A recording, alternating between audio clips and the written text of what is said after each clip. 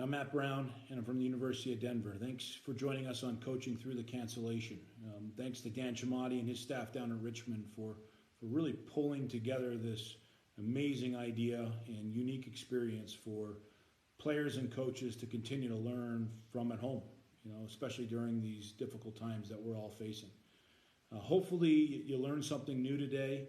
We're going to go through a couple different footwork exercises that you can do in kind of confined area that our players do on a regular basis, and then also break down a couple of drills that we feel are really important from an offensive development standpoint. So continue to stay strong and enjoy. Our first footwork drill here is a closed hesitation to a rollback. You're going to bounce on your back leg at the midpoint between each cone. After you bounce on that back leg, you're going to explode forward out of your hesitation and into your rollback. Make sure you sell your move with your upper body and do not switch hands until you are out of your rollback. I'm only going to use 2 cones for this next drill.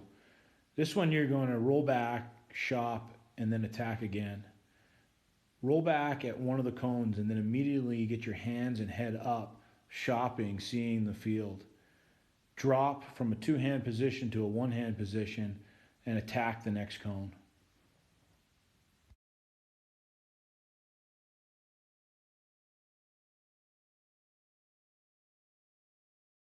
Now we're going to add a split into our box drill. Add 2 cones on the inside of the box. Make sure you attack the inside cone first and then split left to right. Lead with the head of your stick. When you come out of your split, shop while looking back at the direction that you just came from. Then drop your bottom hand and turn the corner and finish with a rollback.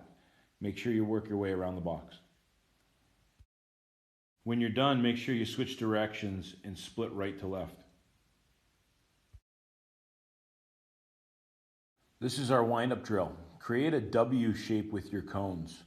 Start at the top middle cone. Your stick should be behind you with your butt end pointed forward. Your top hand should be shoulder height, and you should have an upslope from the butt end to the head of your stick. Be in a good athletic stance and push off your back foot on the way out and push off your lead foot on the way back. Wind up right-handed for the first 2 cones and then switch to your left hand for the last 2. Now we're going to add a face dodge after our windup. The key to a good face dodge is selling the windup and making sure that you bring your back leg over with you for protection. Try to keep the head of your stick out in front of you and make sure that you work on both hands.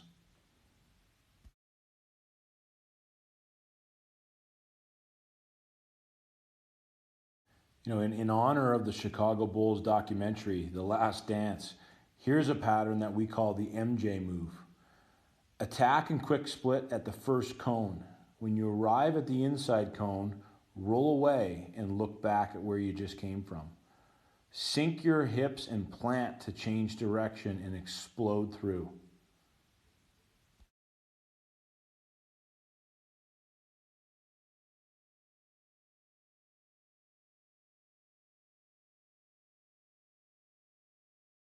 For this last drill, we're going to work on making an adjacent fake and then splitting the gap.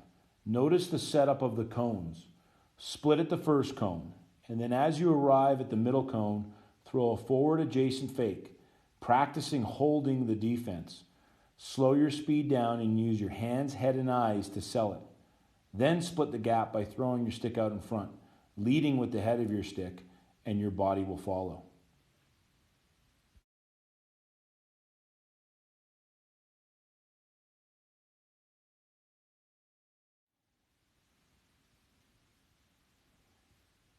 This is our 3-on-3 vertical drill where we work a 3-on-3, but we only do it on one side of the field. Right now we're on the left side of the field. I label this as the left side of the field and this as the right side of the field. You can see that we have cones that are set up on the backside tangent that go down and then kind of bevel out and then finish up back behind. The reason for the bevel is we want to allow our ex-player to play the hang-up game off ball and be in the front 5 of the field behind the goal, and be an outlet, but also, if he sees fit, to pinch the backside pipe. What I like about 3-on-3s and what I like about doing it this way is there's enough space to obviously make a play. You have some sort of a boundary, but you can really focus in and dial in and hone in on certain skill sets or certain things within your offense that you're trying to drill down. So let's go through a couple clips here. One of the things that you get out of it when you do a vertical 3-on-3 is really like a weave-like scenario. The high guy dodges hard underneath, he dumps it down, and he weaves it back. Now, a couple things to look at when the dodger goes underneath. Dodger goes under, he dumps it down, he starts to push in. His first step was to push in to try to get his on-ball defender to get a little bit deeper to the middle of the field. And then he bumps off to get in the way of the new on-ball defender that's covering the guy at X. Now, as the guy at X comes up field, he wants to attack his D guy and then release up the crust or up the hash. And a lot of times what you'll get in this scenario is you'll get an off-ball defender that is sitting too deep, and you're going to be in good shooting position to shoot right over top of him. Now, the ball gets thrown up here, and immediately the guy who was at X that threw the ball up starts to push his man in to become the mirror man. And so if we're dodging from up above, this is your mirror man. He's going to mirror opposite of the ball. If the dodger is to go underneath, he would pop out behind the ball this way. If the dodger goes top side, which he does in this situation, he's going to pop out this way. Now, what's really important when you are the mirror man is that when the dodger puts his foot in the ground and commits to a side, you need to commit to your mirror. You need to get out, and you need to get your belly button facing the middle of the field. If you do not do that and your toes are facing the midfield line in this scenario, then you are really susceptible to a hard rotation off the base, and you're not going to be in a great position to make the one more pass down or in a great position to catch it loaded and fall and step to the goal with your shot. Our dodger does a good job as far as getting his inside shoulder past the defender's inside shoulder, and his early move makes the D guy lunge at the ball.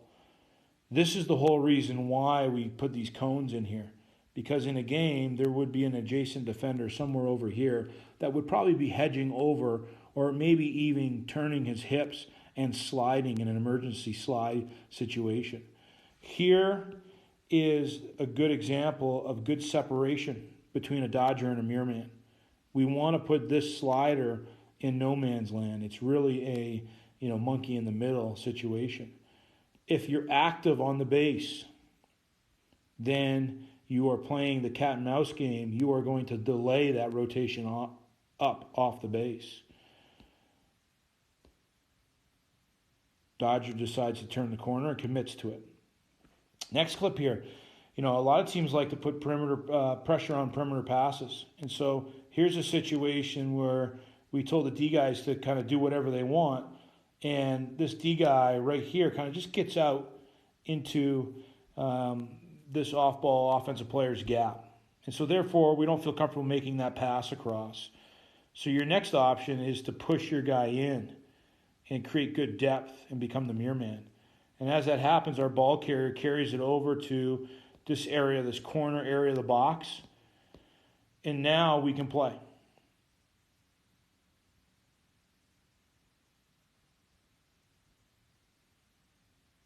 Couple things on this. Good move, early move, turn the corner. We see the slider. We're not in a dangerous position at all where we're going to get stuck. Our mirror man is getting out and should be getting higher to really stretch this next rotation. And when we throw the ball back, we keep playing. After you dodge and the ball moves one or two passes, it is a great time to cut the middle. And look how this guy cuts the middle. He doesn't cut in front of the defender's face. He cuts behind him. And he changes up the speed of his cut. You know, I love the term dodge without it. And, you know, as a dodger, you need to change your speed constantly.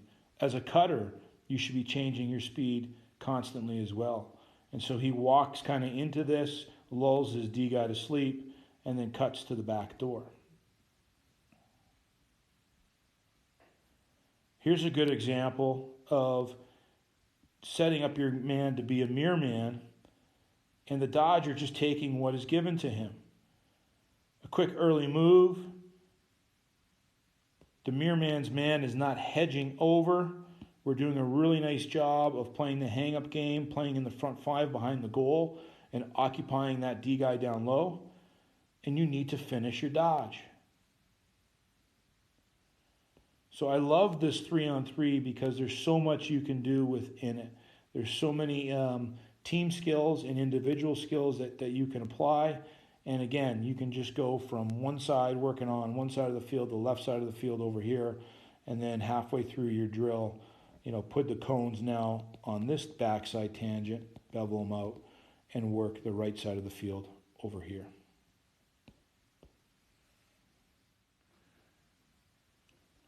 This is a 3-on-3 drill we like to do above GLE, 3 guys up top. You know, when you're working 3-on-3s from up top, it's very hard for the defense. And so therefore, to make it a little bit easier and a little bit more challenging for the offense, we put this boundary down below, about 6 yards high from GLE. And you can't go below that.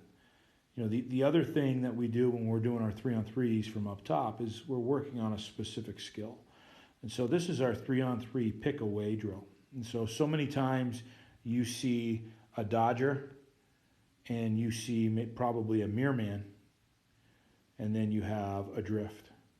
Or you have a dodger, you have a follow, and you have a drift.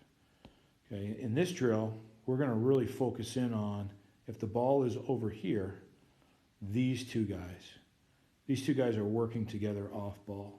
And we're going to work on sealing our own man in and coming off of this, whether underneath or over top, and then separating. So coming together and then separating and making sure that we are in different passing lanes and we're both threats. And you can see that when you do this, you'll put the sliding defender in an awkward spot. You're sealing your own man in, you're popping off, and then we separate. The key is the separation. If you kind of hold your spot or hold your seal and you don't present yourself, then it's pretty easy to defend.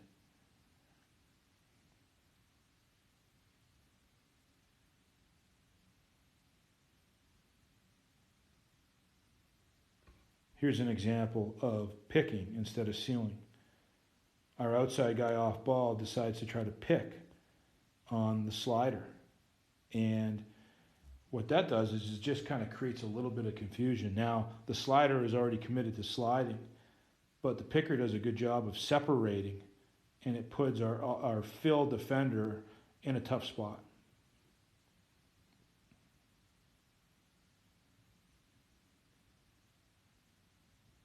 Separate. You have small windows of opportunities, but it really works on game-like scenarios where you have to execute and you have these small windows.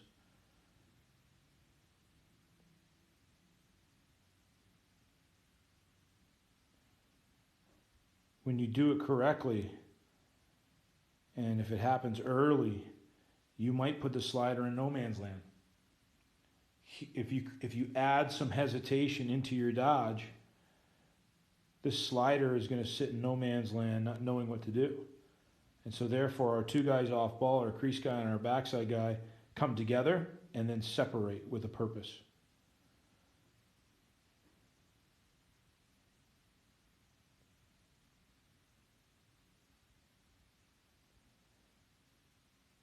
You got to learn how to pop off of seals. Here's a good example of drifting off your pop.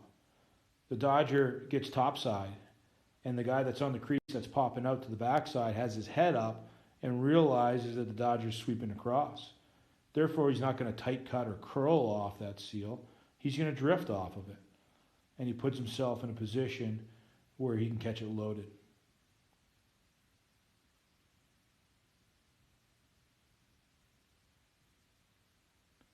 Here's an example of coming off the seal over the top. Not coming off underneath, but coming off the seal over the top. And I like this as a changeup. It just creates different angles. And you have now the guy who slips present himself, and he's wide open. Another one coming off over the top. So this drill, this 3-on-3 drill, is great to work on individual components of your offense, but also just skill sets as far as learning how to set proper seals and learning how to come together as two players and separate, whether you are coming underneath it or coming over top of it, and executing in those small windows of opportunities.